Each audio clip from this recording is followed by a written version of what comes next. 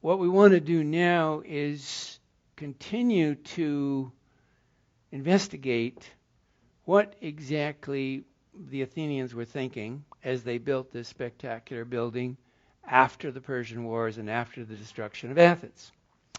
That is the destruction of the Acropolis and a good part of Athens. And so the rebuilding was a key project. And this great temple is the result that still sits on that hill. It is, of course, an embodiment of all the values of this society, all these things we've just been talking about, all the expenditure, all the wealth that would go into it. All of this was part of the value of their society, the value of their gods, the value of their ethical commitments, their community. All of it was summed up here on this hill and in these spectacular buildings made of marble that were decorated with sculpture. A significant part of the sculpture from that building is in this museum in London, the British Museum. These marbles were taken down from the temple in the early 1800s and shipped back to London by Lord Elgin, bought with his money, and then brought back to London, shown for a period of time, and then eventually given to the museum. And so that's where they are, and I would imagine that's where they're going to stay, although, of course, there are lots of people in Greece that would like them to come home. In any case, in this room and in this collection, we can see what the Athenians were thinking as they built this building, because they put up sculpture. And they provided 2, 3, 4 different major programs that involved the greatest sculptors alive at the time in 450, 440. Phidias is one of the names of these great artists. And they produced a number of groups of sculpture.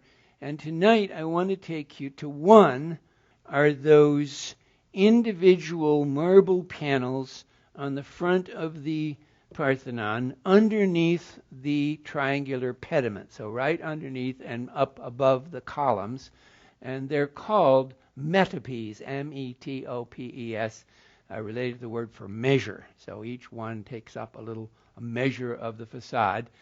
Behind it is the frieze, which goes inside around the end, and up on the top, out in the front, is the pediment, the 2 pediments, the East and the West Pediment, and they had sculpture. So there were 3 major programs, and then there were other things also in the Parthenon.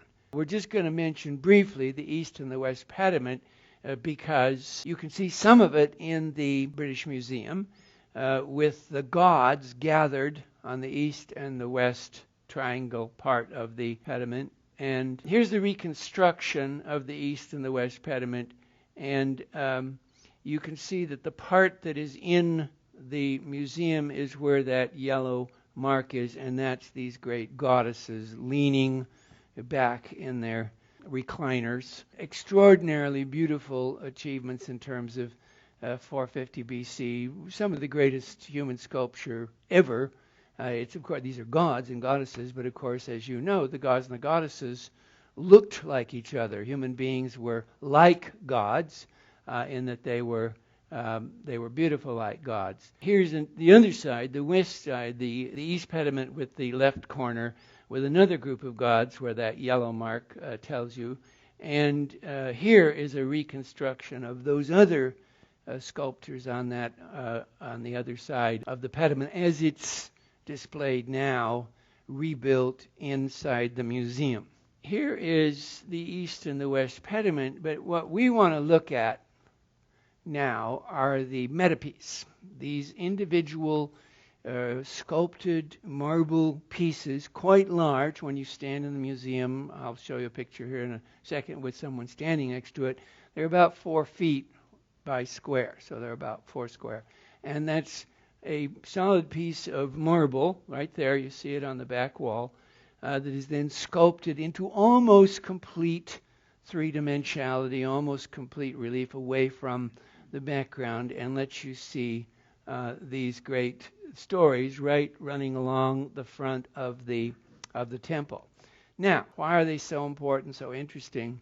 Imagine now the city of Athens, the city-state of Athens, choosing this subject matter for the most prominent sculptural program that they would have on the temple, other than the frieze inside and that small triangle up at the top. But these go around both sides, and so there are 30 or so of these individual panels, and if you walk around, you get to see one after the other after the other. So the choice of this subject was going to be absolutely critical to the success of the Parthenon, the beauty of it, the greatness, and people reacting to it. And so what we want to do is, first of all, there's a nice shot of the close-up of a metope that still is in place. So there are a few of these marble pieces. They're one piece of marble, and then they would sculpt it and then put in place. And there's another one.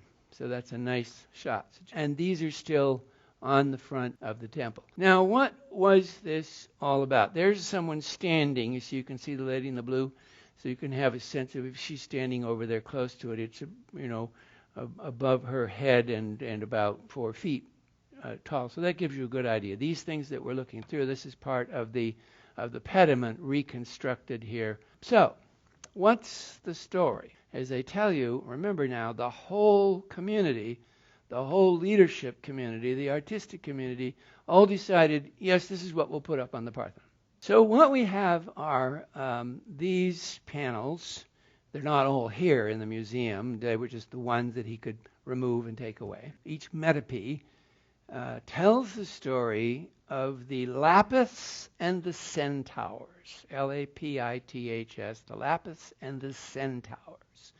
And it's a story back from the early age of the heroes, like the Agamemnon, Achilles stories, another one here like this. And in this story about Theseus, the great hero of Athens, so Theseus is like a hero of Agamemnon or Achilles. In the great stories of Theseus, he was invited to a wedding of his friend, very, very close friend. And so he went to the wedding, and he was there along with other friends of his to celebrate this wedding of his very dear friend. And at the wedding, the neighboring Centaurs, who were a neighboring tribe who lived up in the hill country, came, invited, but not so many, but didn't expect to be so many. So the Centaurs came to the wedding. Now, who were the Centaurs? Well, the Centaurs were half man and half horse. And the reason that the image evolved in poetry was that it was believed that horses were very sex-crazed. So that if you mated human being head to horse, you ended up with a very, very sex-obsessed man, or man-horse, or horsey man. In any case, you ended up with a being that wasn't like just ordinary people. It was wilder and lived up in the hills and ran around on 4 feet and was hairy and quite concerned about sex. Get it? That's the Centaur.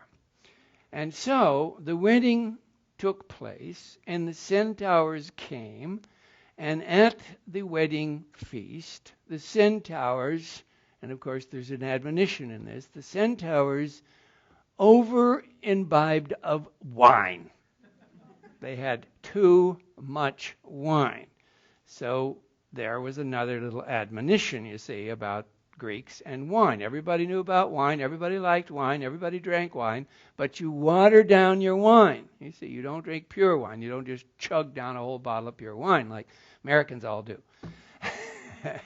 So the Centaurs overindulged in wine and jumped onto a Lapith lady, or several, but at least one, and committed a unwelcome sexual act, and therefore provoked a catastrophe at the wedding, and this happy day, this happy, happy day where all these friends would come together and have all these wonderful foods and have this great festival and marry these nice two happy boy and girl together, turned into a catastrophe.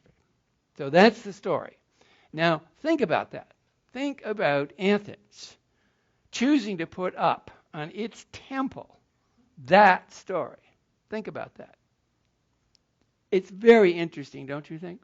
That of all the things they could have chosen, they choose this story. Now let's just look at a few. Here we're looking at them on the wall. So the metopes, I've just told you all about, I guess, 32 of them. Yeah. And they have numbers. Each one of them have numbers. So each plaque has a number. So you can make a little note if you go and visit them. And all of them, of course, together present the battle of the Lapis and Centaurs. There are lots of paintings of this too. So there's the one name that's used to identify paintings. So here we go. Look at that. Is that spectacular? First of all, if you think about it, the artist is trying to convey to you the confrontation between these wild, crazy, half animal, half human, near almost complete beasts, and the human beings next to them. So in these encounters, in these confrontations, like here, one of the ways that he conveys to us the wildness of the centaur are those faces, those heads. Though, look at that wild, crazy, hairy being that, of course, endangers rational society. In other words, all of our ideas for this artistic plan is to convey to us, to the viewer, the danger to order and peace and marriage and family and house and kin. The danger to all of that is in the wild, barbarian, uncivilized impulse, the dangerous one. In other words, all the things we went right back to in the Iliad, or if we go back to the early stories again and again and again. Look at this. Isn't that great? The confrontation between wildness and civility. Now let me just keep showing you that one. These are all the one panel. Now the artist is spectacular. Look at how he can show the ribs. Look at how he shows the abdomen, all of the muscles. One of the great moments in the history of sculpture that won't be surpassed ever, 450 BC. Other moments will equal it. So certainly Michelangelo in 1504 is a sculptor who is understanding marble the same way as this sculptor does in 450. But it won't ever be better. You can't get better because this artist is going to do every single thing that you could possibly do. There. Now there's a great view of another panel with another confrontation between the centaur and the human being. Look at that. Look at the genius of the artistic eye, that he knows that the wilder image on the left is going to be counterposed against the orderly figure of the Lapis hero there on the right. You see what I mean? You see the structure of the man. You have an almost mathematical perfection. You have almost a perfection of structure, the way a temple looks, a great pillar on the front of the temple. And so that's the way he looks. Look at as you look up and down his body and down through his stomach and then up to his right shoulder and across his arm. And there he stands. What does he mean? Well, he stands for order, the way the front of the Parthenon stands. Just move from the form of the right side to the form of the left side. Just in your mind, in your thinking here, just let yourselves go. And as you go into the form, you'll feel clarity, sharpness on the right, roughness, toughness, twisting. Yeah, wildness. Yeah, just the stomach, just the twisting and the turning of the stomach. But again and again and again, in just this 4 feet of marble, this artist will again and again and again.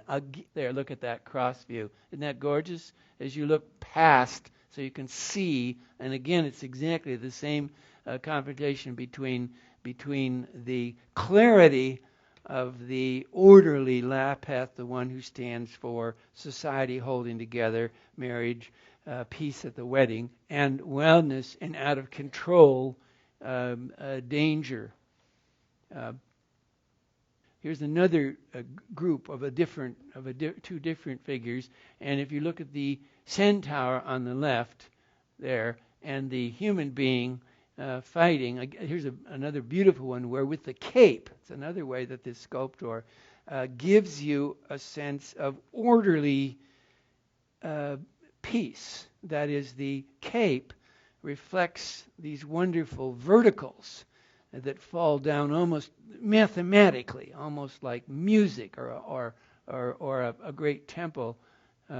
There, look at that. And the centaur is all twisty and turny and muscles bursting in the forefoot up there in his stomach and the I'm not even going to say anything about where his hoof is there, but it's not good. But look at that. Look at the shoulder and the chest and the arm. Isn't that a spectacular confrontation? Don't you get it just the minute you look at it? And think that this was the view that the Athenians wanted people to have again and again as they walked around the temple. They wanted to look up at these, up on the temple, and they wanted to have the viewer say all over again, well, what is the point of these 36 panels? Well, it's about peace and order in confrontation with violence, destruction, drunkenness, tearing down the temples, tearing down the buildings, tearing down society. Well, why would they be worried about that in 450 BC? Well, for two reasons. Number one, they had just been through a great, huge confrontation that lasted 50 years in which they had the sense that their society was being ripped apart. And then, in addition, they were worried it might happen again, you see. So it's an admonition, people saying, we want order. We're here in Athens. We're building the temple. We're building this beautiful marble temple up on this hill. It's a very expensive deal. It's very hard to do. And we want it to stand for something. Well, what do we want it to stand for? We want it to stand for order, peace, community, people coming together, plays down in the theater at the foot of the mountain. So the rhetoric, the rhetorical tradition of Greece, language, the very language we've been talking about. Look at that. Look at that close up. Here's a spectacular one because here the centaur is winning. You see, the centaur is winning, and he has the Lapis down on his knees, and he's about to dispatch him. And so the sculptor is willing to give you a very shocking and challenging image as that centaur comes down on top, and he grabs the Lapis head. He grabs his hair, holds on there, and holds him, and you get a sense of despair, of desperation, of on the edge of being extinguished. Isn't that something? Look at the two figures. Look at the centaur's angry fury and the desperation of the Lapis. There, another view of it. The twisting and the turning and the violence versus the human standoff, the human figure holding on.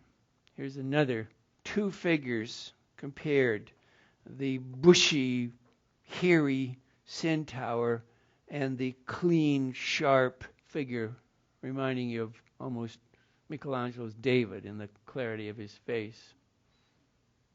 Every single time that they come to the Parthenon, they will think again about this issue of what is orderly, what is strong, what can resist violence, as in this one.